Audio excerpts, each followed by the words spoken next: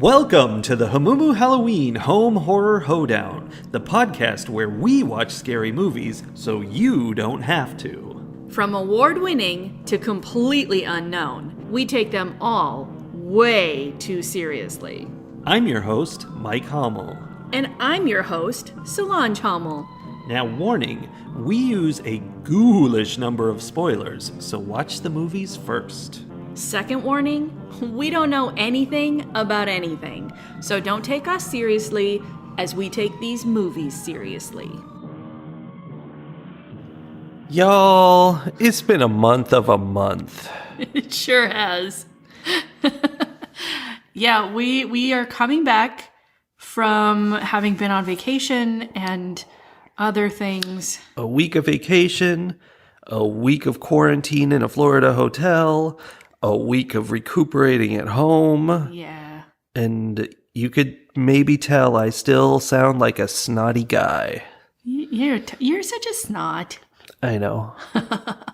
But so yeah, everything you've listened to up until last week was pre-vacation recorded, and we are now back from vacation, which proved to be slightly less restorative than than we had hoped. Yeah. But here we are.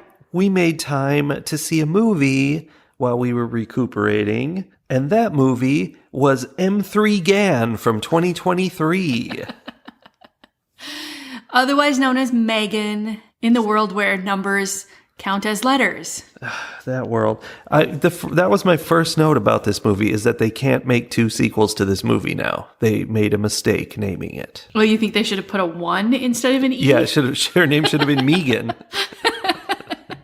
And then they could have had M3GAN and then M3GAN.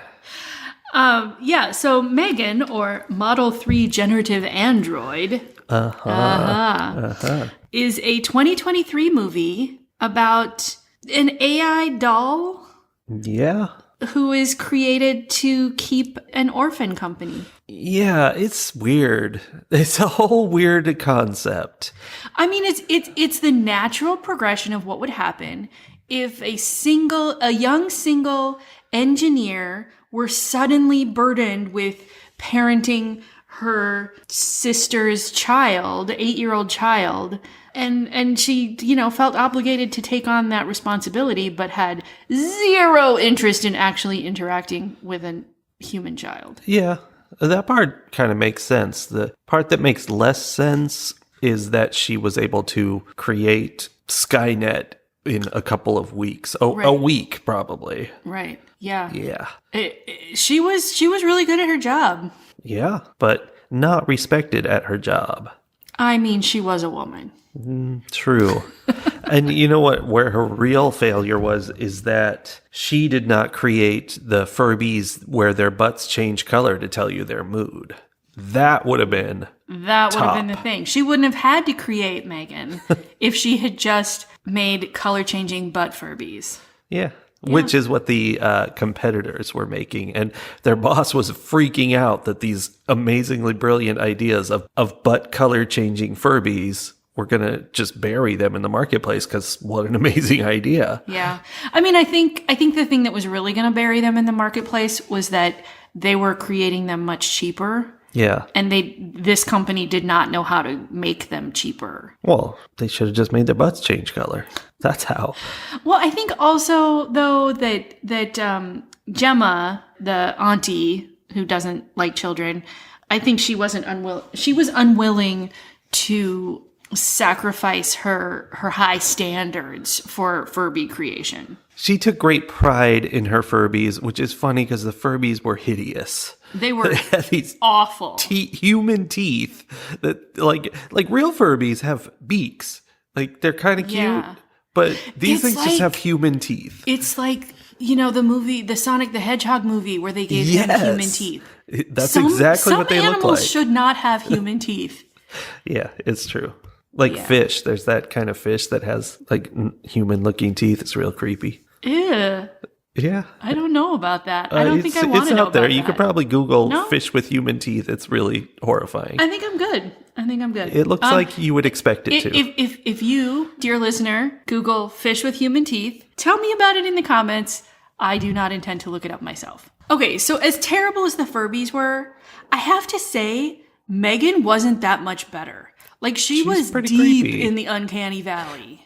Well, that was one of the weird things about watching this movie. Like, you knew, at least most of the time, it was an actress wearing a costume.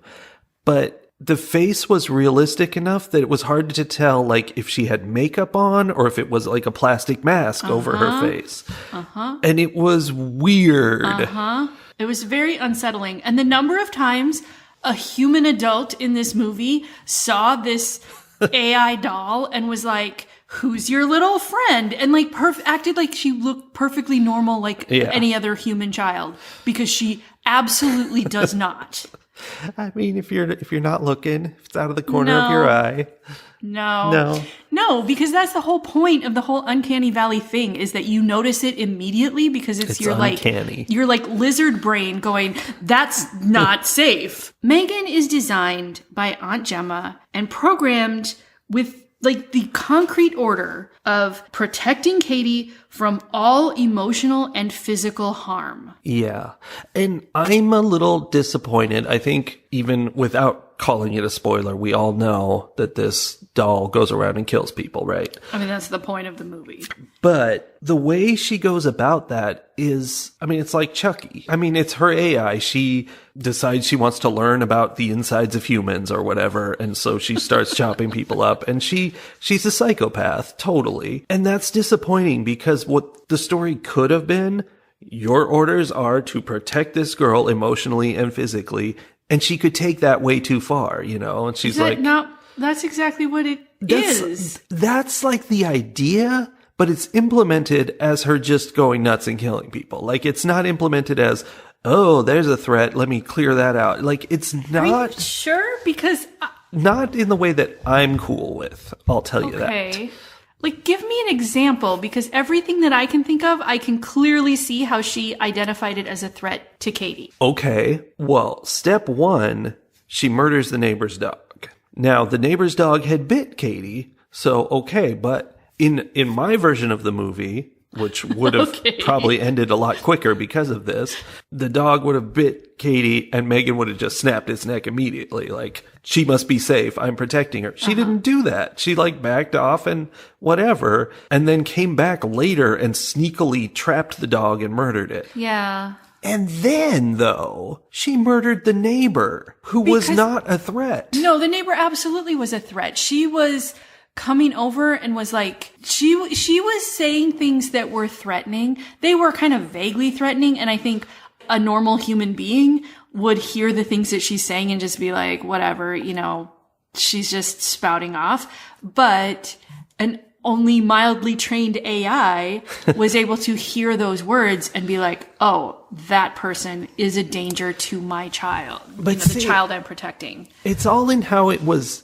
implemented. Like, then she waits in the woman's shed and like surprises her and murders her in violent and horrible ways. Like, pressure washes her face off. Yeah. And all of that felt like a psycho killer. Like, this could have been Jason doing this stuff, instead of her acting as, you know, a very amoral guardian that is just going way too far.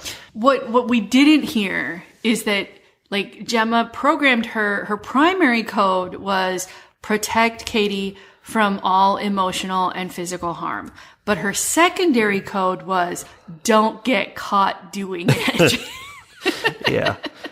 But it even went further than that, though, because like towards the end of the movie, she like had a very human reaction to Katie turning on her. And she's like, oh, you're going to mess with me. I'm going to mess with you. And like, it wasn't, I wanted her to be locked into this program and not having kind of a human finagling with it. So did Aunt Gemma. I know. Well, except in my world, the locked in would have been a very, very bad thing, which is not what Aunt Gemma wanted. No. I mean, I hear what you're saying. I think I appreciated and enjoyed the fact that she started from this like base code of like, here's my orders. I'm with you on the why did she do it in such a sneaky way? Like I fully expected her to kill that dog immediately. She had a lot of personality. Yes. Like creepy personality, like the Joker. Yes. It's like if Harley Quinn were more evil than she is. Because I don't think she's evil. She's just amoral. If Harley Quinn were actually evil. But so what I was trying to say though, is that I appreciated the fact that she started from this, here's my programming, and then she learned, and she even says at some point toward the end, she says, and here's what I think is like the key, this was the key line from the movie to me. Okay. Was she's talking, it's during like toward the end, she's out of control and Gemma's trying to stop her. And M3GAN says, you installed a learning model you could barely comprehend, hoping I would figure it out on my own. And the problem is she did figure it out on her own. I mean, it's very appropriate for this moment in time because we are today in our world grappling with AI kind of being really capable and personality filled. Like you talk to ChatGPT, it's going to give you like colloquial, friendly chat. Until it turns racist. Yeah, it's going to do something creepy and weird. And it's got its own motivations and all that. And so, yeah, the whole idea that she learns and comes up with her own thing, which happens to be a psycho killer, like, okay, that's fine. It's not as fun for me. Like, I'm more interested in the idea that it's, unexpected consequences as opposed to creating a killer. I mean, it is creating a killer, but creating a killer character, a fun killer. I wish it had just been a blank slate killer. Okay. I mean, just because then there would have been parts where it's like, how are they going to make it so that Katie's in danger? Or how can she spin it so Katie's in danger? Like, oh, that car was about to hit you. I have to run in there and punch the driver in the head or something. I don't know. Weird things like that. Yeah, I see what you're saying. She went more off mission than that. She kind of just went around killing people. I mean, they were all sort of along the right lines of protecting Katie, but it was but by the end, I think it was not. Like, she was trying to kill Katie herself. Like, she she started from a programming place and evolved. Yeah, she became her own individual person. And I think the reason that one line stuck with me so much is that is what we're doing when we raise children. Yeah. And granted, children seem to have a little bit more innate morality built into them. Morality is not the right word because that is, I don't know all the correct terminology to say exactly what I'm trying to say, but humans seem to come kind of pre-programmed for the most part to want to do good and to care about other people. We are a social, because we're social species. AI is not a social species. So it's a little different, but I think there is a situation where, children are, again, we install a learning model we barely understand. Yeah. We don't have a choice though. No, but we kind of do. I mean, in the sense that we are inserting them, we are bringing them down into this society, this culture that we've created. And we don't know what we're doing. Nope. And then we're like, all right, tiny human, here's some basic information. I don't know, do what you will with it. And I think that was what I thought was interesting, is like the idea that same thing would play out in an AI kind of situation. Yeah. And it's not so much about the intent of what you are creating. It's, you can put certain amounts of effort into it, but once it interacts with the world, it becomes what it becomes. Especially once it plugs into the internet. Yeah. 'Cause, Okay.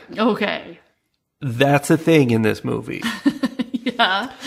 They created this robot that's a psycho killer. Fine. That's Fine. fun. We're cool with that. I'm totally cool with that. However, then later on in the movie, the more as she goes and the more, she learns and understands, she becomes connected to the internet in a way too, where she is like Skynet, like she controls all the technology around her. And that was totally unnecessary. That shouldn't have been a part of the movie. I get that they were adding more to it, but they didn't need to, and it's dumb. And what made me the most mad is when she walked up to a car and the car alarm chirped and the door opened for her and she just got in and started driving. Like, cars aren't like that. I mean, they are internet connected these days, but there's no way she was like Ultron hacking the car's code. She was Ultron. That is a good example. I don't like it. She was very overpowered in that sense. It's true. I don't like it. It's a good thing that she was also susceptible to water. I mean, I actually... Spoilers, my fourth note on this movie is Bruce is going to kill Megan. And he didn't quite, but he almost did. Right. Which then the movie is saying, okay, AI gets super out of control. It's fine. We just have to make it not quite so. We just have to be in control. If humans are in control of the robots, everything will be fine. Everything's fine. And I'm like, Yeah, because I have concerns. Bruce was the manually controlled robot that Gemma had also built. And they showed it at the beginning, and it was Chekhov's robot. And yeah. I mean, really, it wasn't Bruce. It was that the framework of Bruce allowed Katie to defend herself and to take, to reclaim her power that she had lost, when she lost her parents and kind of, all that. Yeah, I have a note. I just saw a note here that says sassiest shutoff ever. So at the beginning of the movie, anytime they wanted to turn Megan off, they could just say Megan power down or whatever it was that they said. And then like at first she would just immediately shut down. And then it was like, I think where I put this note is they said that and she kind of like gave a teenage like look and then powered down. Yeah. And then by the end, they say that and she's like, I don't think so. Like, not anymore. That doesn't work anymore. I like when she would just get argumentative about it. Like Megan, power off. And she's like, do you really want to do that right now? I think we have to keep talking about this. There was one point where she's like, we're not done talking about this. And I was like, okay. That was kind of cool. My biggest issue with the movie, and I suspect it was intentional because it amplifies the message of the movie in a way, was that for most of the movie, Gemma, who is the other main character basically, besides Katie and Megan, is incapable of human emotion. Yeah. Like, she is more robotic in her emotions than the robot is. And then I'm noticing also, so are all the other adults in the movie. Like, there were no adults who were capable of expressing and understanding emotions. Not even the therapist who was brought in to the work therapist was bad. with Once Katie. again. Right? You see that a lot in our movies. Oy. So it bothered me that it took so much of the movie for Gemma to have a conversation with Katie about the death that they were both still processing. And I get, like, that was the point. But also, for real, like, none of these adult humans could express emotion, and it was very problematic. Yes. I wrote, everyone in this movie sucks. Yes. That was my whole thing. And it's not just that they couldn't do emotions right. Like, they were all terrible people. Yes. Including Katie. I mean, just all of them were rude and awful people who abused everyone around them. Yeah, there wasn't anyone that I was really rooting for. I will say, I thought the girl who played Katie did a fantastic job. Yeah. Like, amazing. And the girl who played Megan, or woman, whoever, I don't know who was playing Megan, those two characters were played so well. They were really fun to watch in that sense, but they were terrible people. Yeah.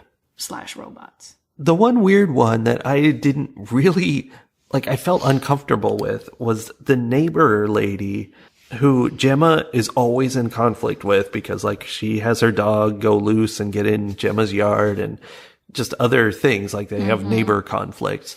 And Gemma, rails at her about, why are you doing this? This is terrible. And her responses to everything Gemma did, even though Gemma was being hugely aggressive, were always very like upbeat and friendly, but not nice at all. They were not fixing the problem in any way, but in a real positive way. Like, oh, I don't think I'm going to be stopping my dog from coming over. Thanks.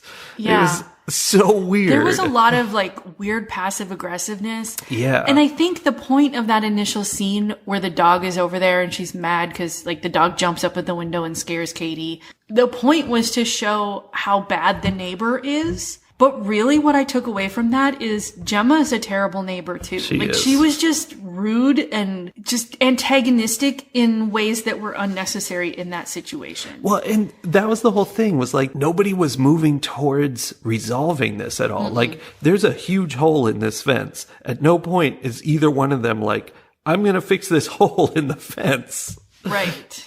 Or, hey, you have to fix that hole. Like, no. She said, stop your dog from coming over here. And she's like, oh, so how are you doing today? Like, yeah, there was no sense of responsibility on either side, just blame. Yeah. Which, not healthy. Fairly accurate representation of a lot of human interactions, as far as I can tell, but. Yeah. Oh, speaking of Gemma and terrible things that she said, she is responsible for an 8-year-old whose parents have both died. Yeah. Like a week before. No. Like a week before. Very traumatized girl. It took her less than a day to decide, you know what? I think I'm going to build a robot to parent this child. Anyway, one of the things that she says on like the second or third day that they have M3GAN, because they're testing her out. She's, they're beta testing her for some big launch for the company. And Katie is like super upset. Like, the dog next door has been killed. The neighbor next door has been killed.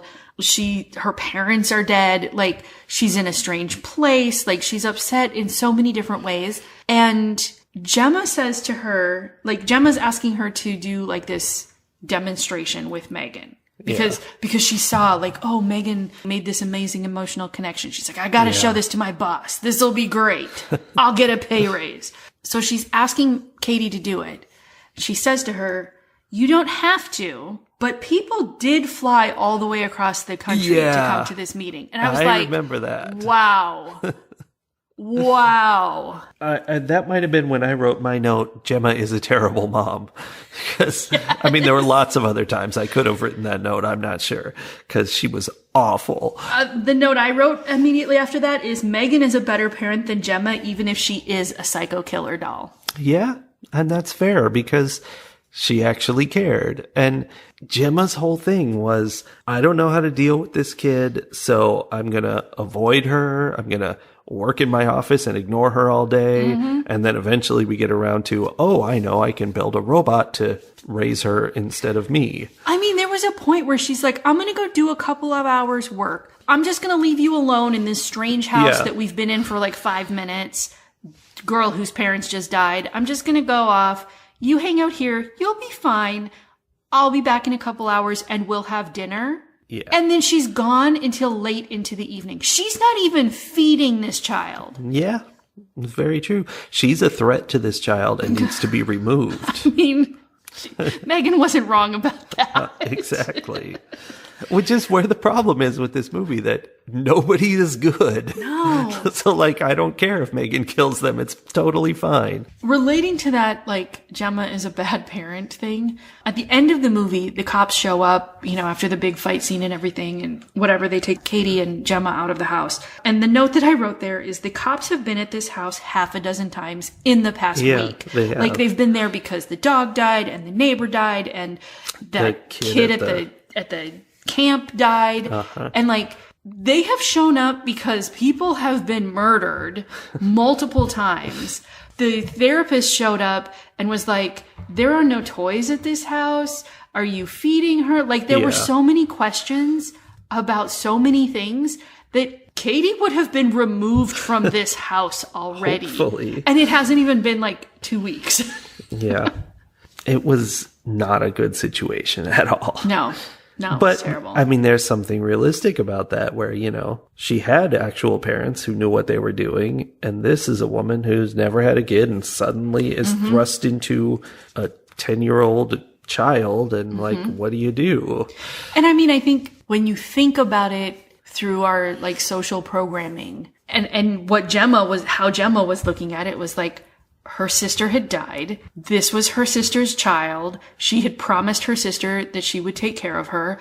It didn't matter that she didn't want to have a kid in her house, that she didn't know how to have a kid in her house, that she had no support system. She was just like, I am obligated to become a parent to this child. And that was not in the best interest of this kid. No, it And wasn't. I think that is a thing that happens frequently in a variety of different ways where people end up being forced into parenthood who did not intend to be parents or who end up being parents to more children than they are capable of taking care of or, all of those things. And we always assume like, but family's the best option. But this is the best thing that could have happened. I'm like, I don't think it was. No, some random person who actually has social emotional abilities would have been better. Who maybe wanted a child. Yeah. I mean, it would have been difficult no matter what, but I don't know. sure. I mean, there was some evidence that maybe Gemma was learning how to do some things. And, Maybe she was learning. and maybe, I'm not saying that all parents are all people who suddenly inherit children from siblings who have died are terrible options. Like, that's not what I'm trying to say. But there's a level of I want to do this that is necessary if you're going to parent well, I think. Yeah, I think so. I mean, it is something you can, muddle around and get better. But And learn how to do. But you have to want to learn how to do it. yeah. And instead of being like, what's Never the nearest mind. inanimate object I can put in charge of this child instead of myself? Yeah. Ugh. A Furby. Furby. But is it a butt glowing, color changing Furby? It should be, I think. So when she creates M3GAN, once she gets, the company on board and excited about it, they're like, okay, first of all, no, they're not launching this product in 2 weeks. No. What on earth is happening? But anyway. Well, you have to remember she's been working on it for a very long time without permission from the company. Yes. And apparently they're going to tool up an entire factory to produce these things in a couple of weeks. I mean, it's essentially the same as a Furby factory. Yeah. They're just going to change it to put a different face around the human teeth. But ignoring all that, their whole thing was, we're going to keep this under wraps. There can be no leaks. Within 2 seconds of that statement, the therapist is there hanging out with M3GAN. M3GAN goes to the park and is put on the doll table with all the other dolls. And it's like every 5 seconds she's meeting a new person. Yeah. And they're just like, don't tell anyone else though. Yeah. But it's okay because a lot of those people thought she was a real human. Yeah. Except then they didn't. because Yeah, then they thought she was a explained doll. it I don't that she even was know. a doll. So, yeah, it was not good security for No. this top secret project They that was needed a worth stronger billions. NDA. Yeah. I guess this is M3GAN, getting out of her programming. There was no reason for her to kill the boss, among other people. She did that for herself, not for Katie. And that's the kind of thing that I I'm felt not even off to sure me. that she did that for herself. I think she did that for the audience. Yeah. Which, there's a fourth wall break that I wasn't expecting. Yeah. He was a mean agreed. man who needed to die. There was no reason other than he was just kind of rude and obnoxious and abusive and like Yeah.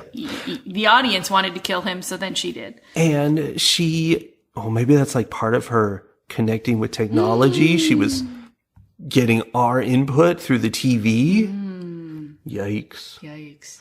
She was listening But through our phones. Especially. Through our TikTok. Yes. They use TikTok to find out. But most especially, they must have gotten that information from your brain because she used your favorite weapon to kill him. Modern dance. Just kidding.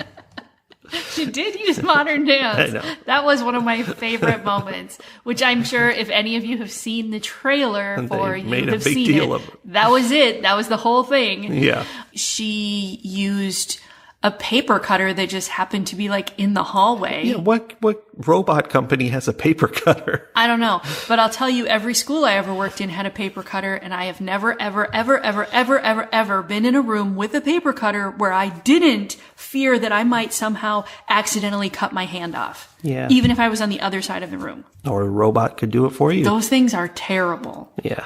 Speaking of the paper cutter, so she uses the paper cutter to kill the boss and lots of other people, or at least one other person, right? I think so. Yeah. And I, because I am terrified of paper cutters, had like a full body reaction every time she like hit someone with that blade. Like my whole nervous system was just like crackling with lightning every time. And then later, I don't think it was a paper cutter, but it was something. Was it a sword or something? Did Bruce have a sword? I don't know. No. Something gets smashed into Megan's face. And some household object.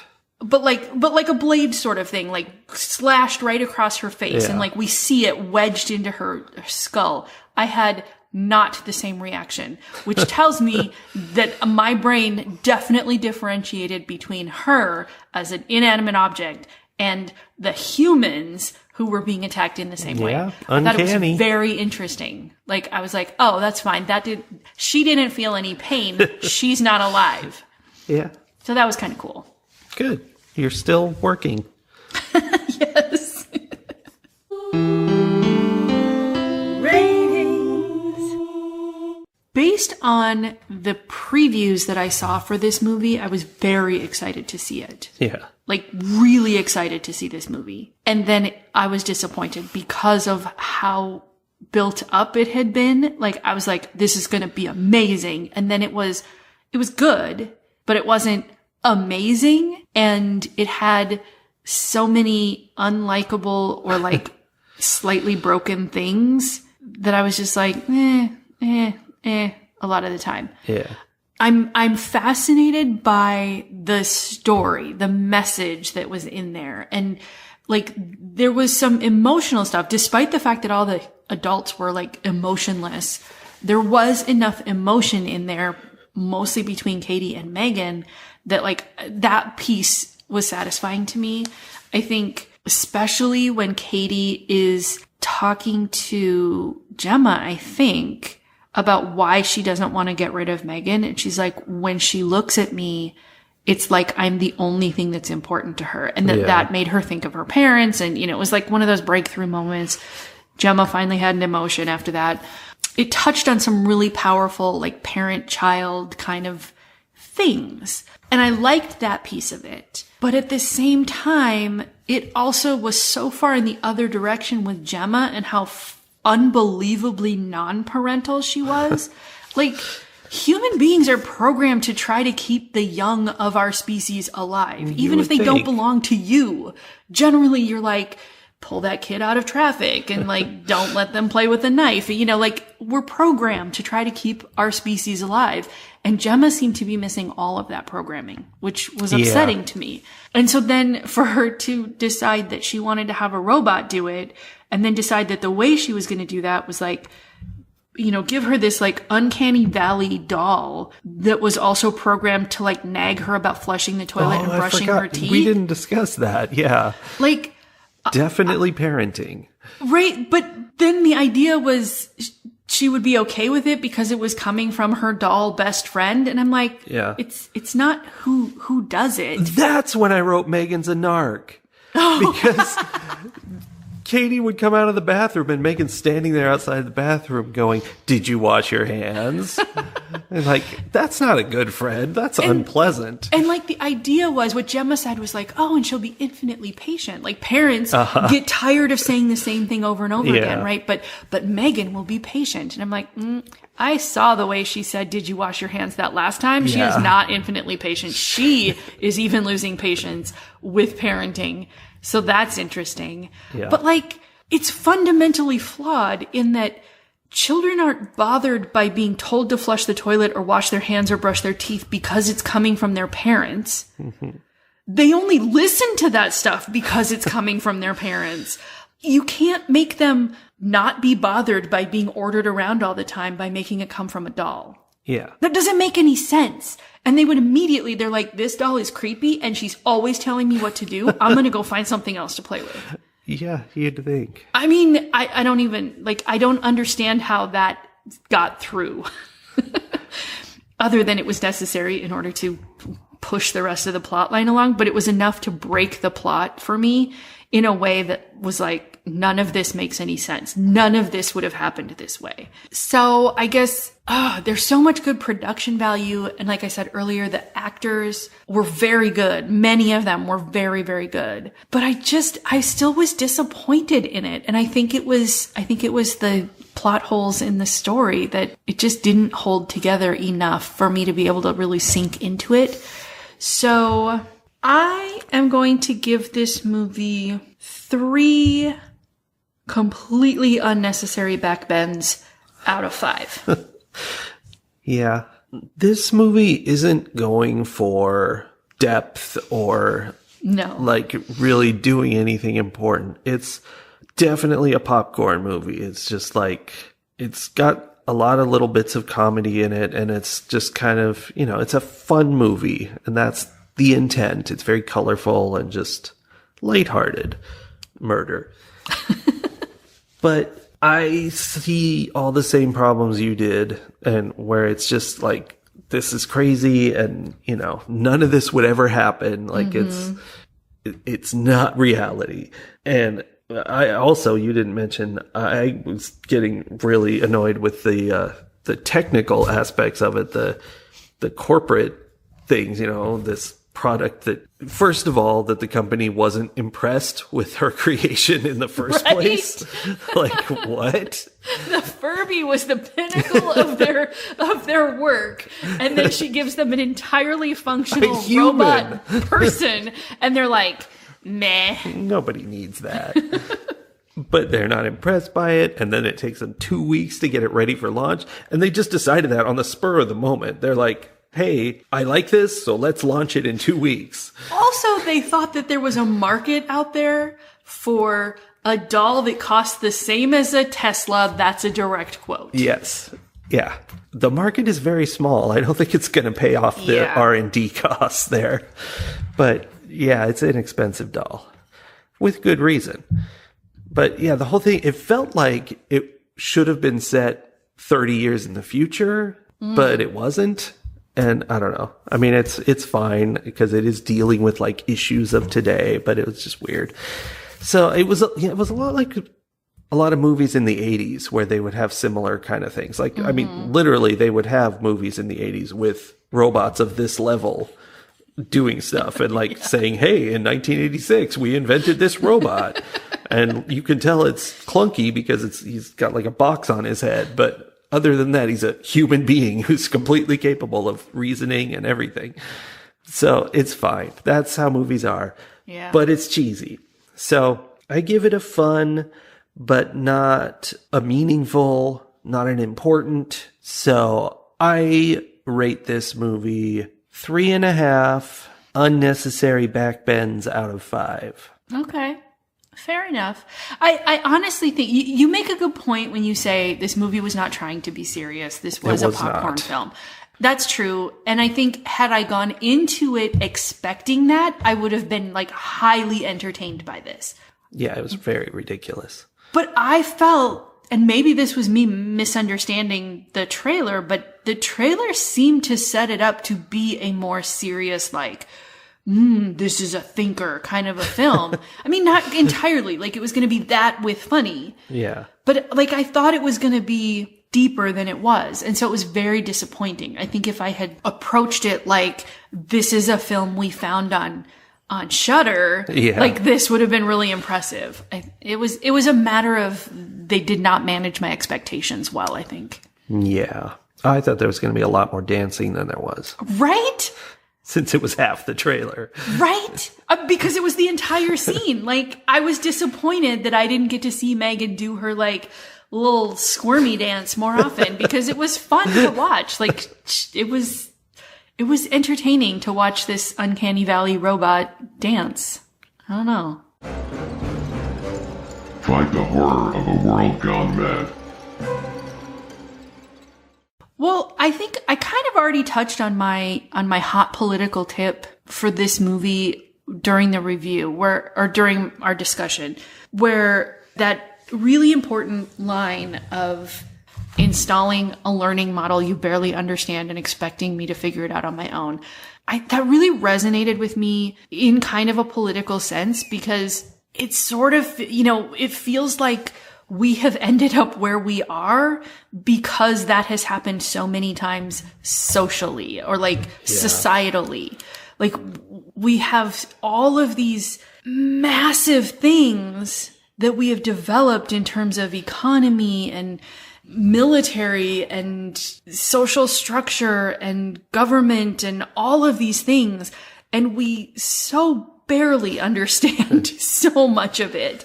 Yeah. And there are experts in each field, but I think what is largely missing is that we do not have enough people who have enough of an understanding of enough of these giant systems that have been established to understand how they interact as a whole. Yeah. Like, we have all this, like, deep dive, microscopic understanding of different things, but we don't have enough people who have that, like, 30,000 foot view of, like, ooh, okay, if we do this here, it's going to completely impact this other thing.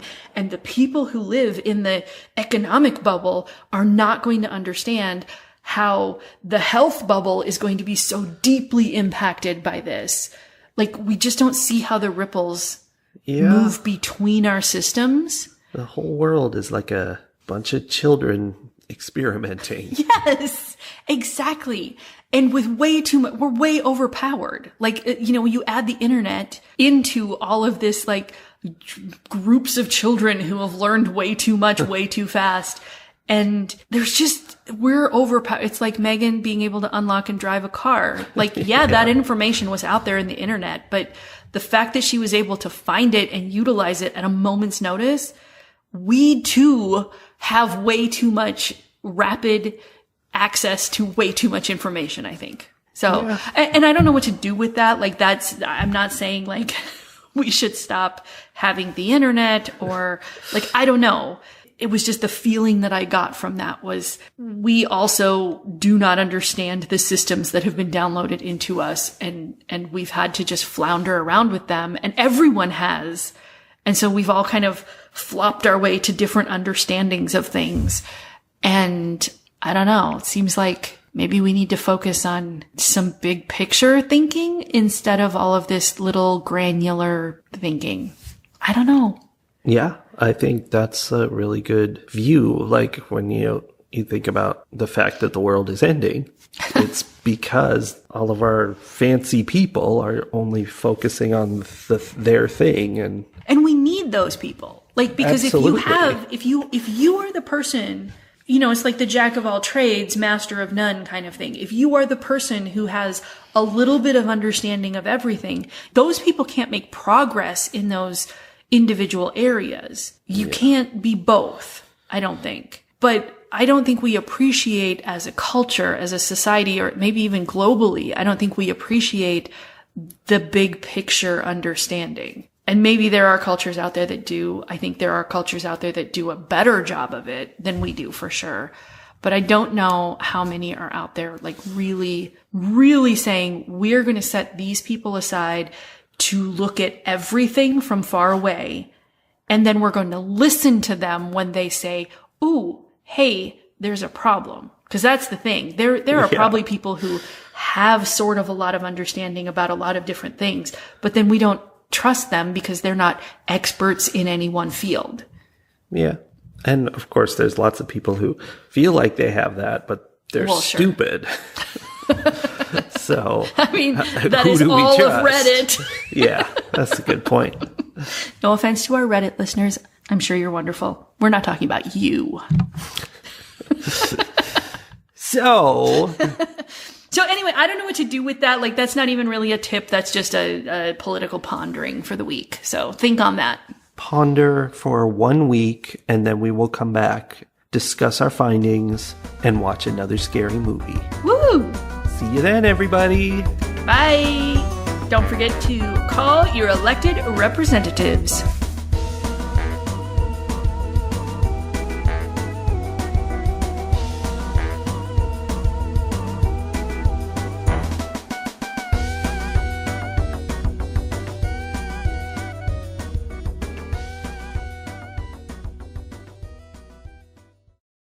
Let's see if that actually works. Fish with human... it finished the Google for me. You don't want to see, do you? I've never seen it, looked it up. Do you want to see it? Do you not want to see it? No, that's terrible. Oh my gosh. It's called a sheep's head fish. No, I hate it. Which is appropriate. It looks like sheep's I hate teeth. it.